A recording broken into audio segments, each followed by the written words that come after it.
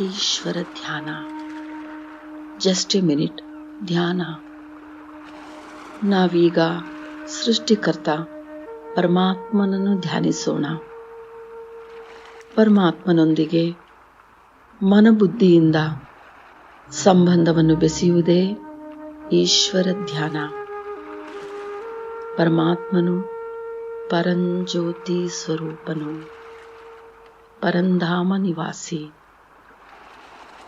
ಸರ್ವಾತ್ಮರ ತಂದೆ, ಅನಂತ ಮಹಿಮನು.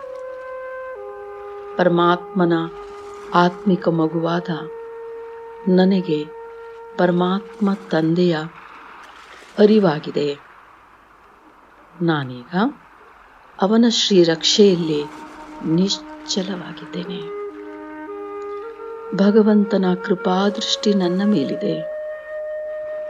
ಭಗವಂತನ ಆಶೀರ್ವಾದ ಅಭಯಹಸ್ತ ನನ್ನ ಮೇಲಿದೆ.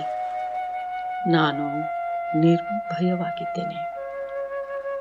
ವಿಶ್ವ ಚೈತನ್ಯ ಶಕ್ತಿಯಾದ ಪರಮಾತ್ಮನನ್ನು ಸಂಕಲ್ಪ ಸ್ಮೃತಿಯಿಂದ ಸಂಪರ್ಕಿಸುತ್ತಿದ್ದೇನೆ. ನನ್ನ ಆತ್ಮಶಕ್ತಿಯ ಮೂಲ ಸಂಪನ್ಮೂಲ ಆ ಪರಮಶಕ್ತಿ ಪರಮಾತ್ಮನೇ ಆಗಿರುವನು. ಪರಮಾತ್ಮನ ಸಂಬಂಧದ ಅಯಸ್ಕಾಂತೀಯ ಶಕ್ತಿಯು ಆತ್ಮನಾದ ನನ್ನನ್ನು ಅನಂತದೆಡೆಗೆ ಸೆಳೆಯುತ್ತಿದೆ.